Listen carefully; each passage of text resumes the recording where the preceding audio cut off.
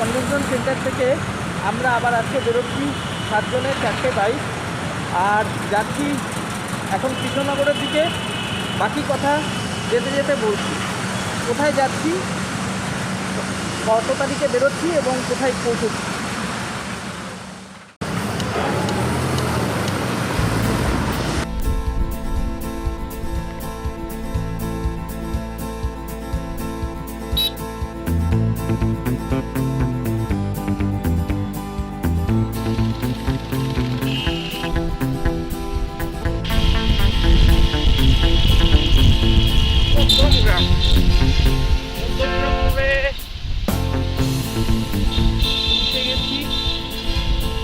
রাস্তাটাতে হালকা জ্যাম রয়েছে, ফলে পাশ বেরোতে পারছি না।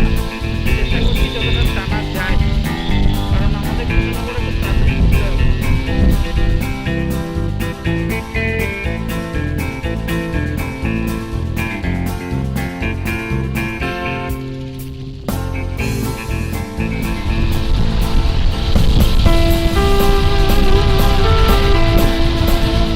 রানাঘাট বেরোচ্ছি, এরপরে আসবে শান্তিপুর। রানাঘাটের 4টে ফ্লাইওভার রয়েছে, সবকটাই একদম তৈরি হয়ে গেছে, গাড়ির গতিও অনেক বেশি।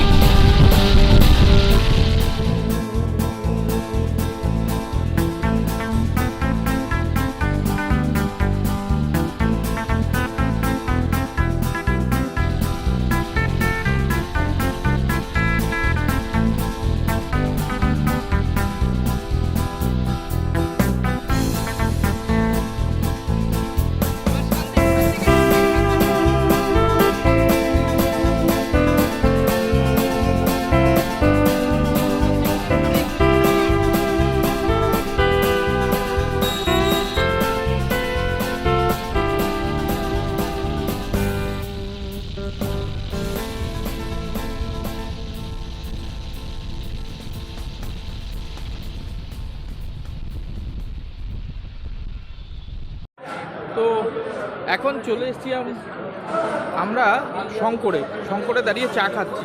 শঙ্করটা দেখিয়ে দিই একবার তোমাদের। এইবারে তোমাদেরকে কাহিনিটা বলি। আমরা 7 জনে মিলে বেরিয়েছি বাইকে করে ডুয়ার্স যাবো বলে। তো এই হচ্ছে শঙ্কর মিষ্টান্ন ভাণ্ডার। হ্যাঁ, তো এখানে এসেছি, এখন বাজে রাত 8টা। আমাদের 1 ঘন্টা লেট হয়ে গেছে। আমরা আজকে হোল নাইট গাড়ি চালাবো বলেই ঠিক করেছি, জানি না কত দূর যেতে পারবো, দেখা যাক। তো আমরা শঙ্করের কাছে এসেছি। এই হচ্ছে শঙ্কর। এবার সবার সাথে একটু পরিচয় করিয়ে দিই।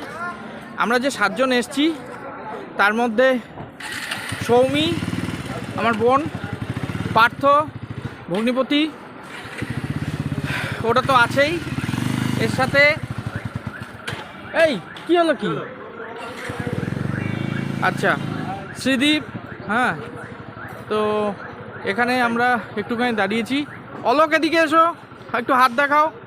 হ্যাঁ, তো এখানে আমরা 7 জনে মোটামুটি পৌঁছে গেছি। আর একজন, তো কেমন এক্সপিরিয়েন্স রাস্তার? রাস্তা তো খুবই ভালো। হ্যাঁ, ওই মানে বড় জায়গাগুলি আগে পর্যন্ত একটু খারাপ ছিল। হ্যাঁ, ওই আমডাঙ্গা স্টেজটা। হ্যাঁ, আমডাঙ্গা ওই জায়গায় খারাপ ছিল। ওই জায়গাটা তো আগেও খারাপ, এখনও খারাপ চলছে।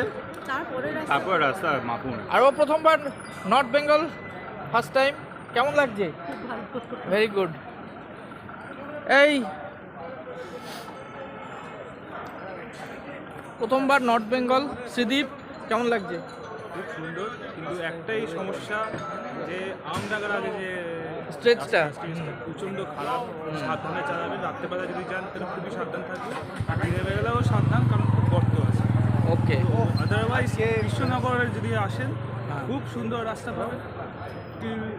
এখন তো আমরা শঙ্কর ধাবা এসে আরও বাকি আছে, তো দেখতে যাই কেমন এক্সপিরিয়েন্স হয়। এক্স্যাক্টলি। পার্থ, এই ঋতিক, বলো না, এই তো হাই, কি খবর? দারুণ। তুমি তো পুরনো এই রাস্তায়। একদম হ্যাঁ, ওভারনাইট জার্নি, ফার্স্ট স্টেজ। তবে এর আগের বার যখন তুমি এসেছিলে তার থেকেও রাস্তা আরো স্মুথ হয়ে গেছে। এখন অনেক সবকটা রাস্তা তৈরি হয়ে গেছে। আমডাঙ্গা স্টেজটাই বাজে ছিল। হ্যাঁ, শ্রী ভাই যা গাড্ডা একটা ফেলেছে। তাই কততে গাড়ি তুলছিল? মোটামুটি ওই ভিড়ভাড়টাতে 70-80, আর যেগুলো ফাঁকা সেখানে 100। 100? Highest gauge আমি 110 95তে তুলেছি, 90-95। ম্যাক্সিমাম। আচ্ছা, আমাদের সাথে এবার প্রথমবার এসছে অলোক। হ্যাঁ, তো অলোকেরও এটা ফার্স্ট টাইম একটা এক্সপিরিয়েন্স। তো কি কেমন বুঝছো? ভালো বুঝছি, রাস্তা খুবই ভালো, ঠিকই আছে, কোনো অসুবিধা নেই। দেখা যাক, জার্নিটাকে আরেকটু করে এগিয়ে যায় তখন বুঝতে পারবো। ওকে, তো এখন আমরা ইয়ের কাছে এসেছি, এই শঙ্করের ভিতরে একটু যাই। শঙ্কর, তো অর্ণব আমাদের সাথে আগেও ট্যুর করেছে, তো কেমন লাগছে? হেভি লাগছে। রাস্তাঘাট কেমন? রাস্তা একদম মাখন রাস্তা, পুরো রোডে। Very good. হ্যাঁ, তো এখন আমাদের সামনের দিকে আরও 400 কিলোমিটার জার্নি আছে। 400 কিলোমিটার জার্নি কমপ্লিট করার পরে আমরা আবার ডুয়ার্সের দিকে যাচ্ছি। ডুয়ার্স তো শিলিগুড়ি নয়, তো দেখা যাক কেমন হয়। তো রাতের জার্নিটাই রাতের জার্নি এখনো পর্যন্ত খুব স্মুথ আর মানে খুব ফাইন জার্নি। এরকম জার্নি প্রতিবার যদি এইবার যদি একদম সেফ জার্নি হয়, প্রতিবার রাতের জার্নি করে প্ল্যান করা যায়। একদম একদম ঠিক আছে। ওকে, আমরা তাড়াতাড়ি এখান থেকে আবার বেরিয়ে। রাতের হাইওয়ে NH-12 এখন মুর্শিদাবাদের ভিতর থেকে আস্তে আস্তে মালদার দিকে আমরা এগোচ্ছি। এটা আয়রন ব্রিজ। যত রাত বাড়ছে আমাদেরও চোখে ঘুম এসে যাচ্ছে, কিন্তু রাতের জার্নিটা করছি কারণ হাতে সময় খুব কম। কালকে আমাদের পৌঁছতে হবে ডুয়ার্সে। আমরা ডুয়ার্সে 2 নাইট থাকবো, আবার তারপরে বেরিয়ে আসবো। তো এখন আয়রন ব্রিজের উপর দিয়ে যাচ্ছি।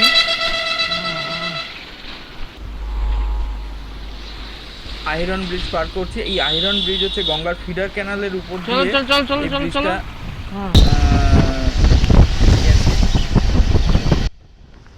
সকালবেলা ডালখোলা পেরোচ্ছি আমরা। আমি আর গাড়ি চালাতে পারছি না, এখন অলোক গাড়ি চালাচ্ছে। সারা রাতে গাড়ি চালানোতে খুবই অসুবিধা হচ্ছিল, আমার প্রচণ্ড ঘুম আসছিল। আমি অনেক জায়গায় হল্ট দিয়েছি। এখন আমরা ডালখোলা ক্রস করে তাড়াতাড়ি ডুয়ার্সের দিক। তিস্তা নদীর উপরে গজলডোবা ব্যারেজ আমরা পার করছি। এখন বাজে সকাল 11:20। আশা করছি আমরা দুপুরের মধ্যেই পৌঁছে যাব।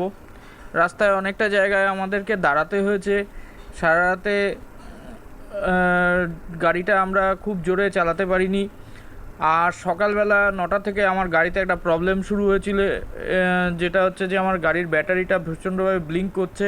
আমি বুঝতে পারছি না ব্যাটারিটা কোনো ইস্যু করবে কি না। গাড়ি আমি খুব জোরে চালাতেও পারছি না, তো একটু স্লোভাবেই গাড়িটা চালাতে হচ্ছে।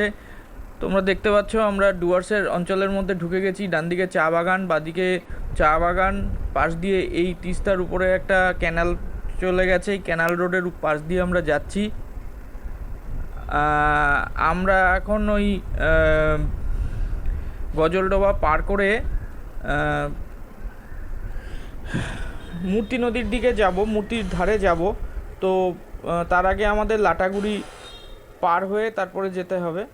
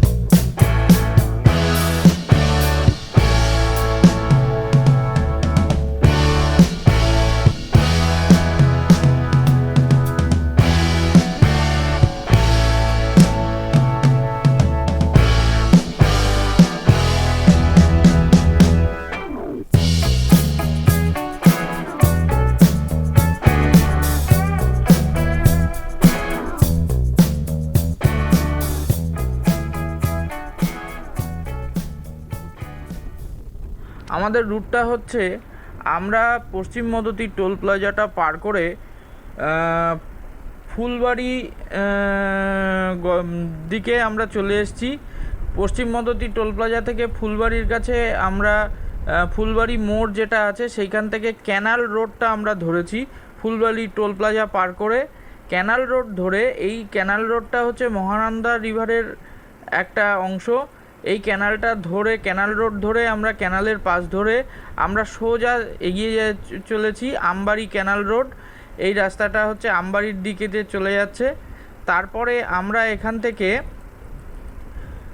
তিস্তার যে ব্যারেজ আছে গজলডোবাতে, গজলডোবার উপর তিস্তা ব্যারেজ আমরা পার করছি।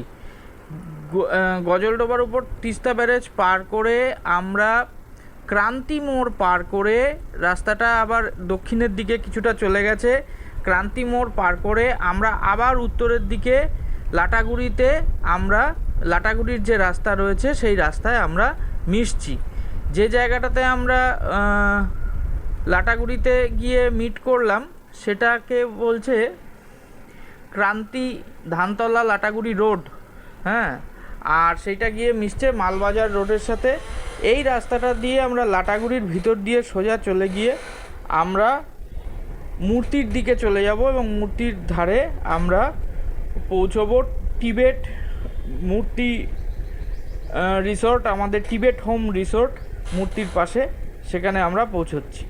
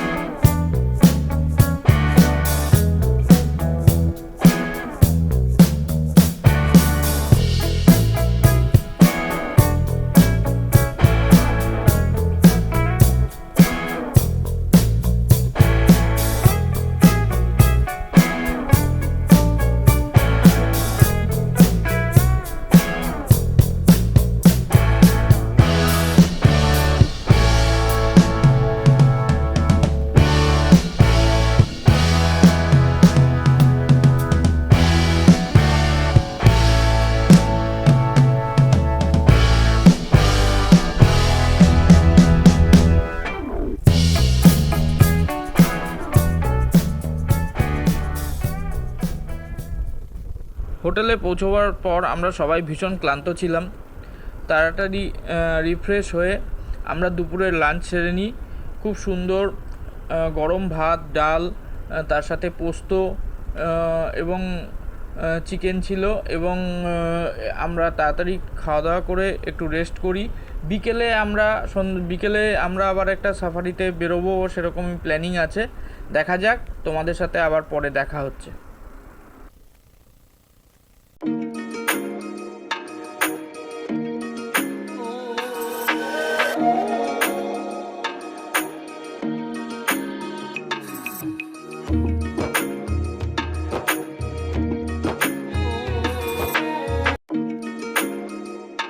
চার্জে দেওয়া ছিল স্যার, আমি এসেই বললাম যে না আর আপনি আমাদের ভিডিও হচ্ছে।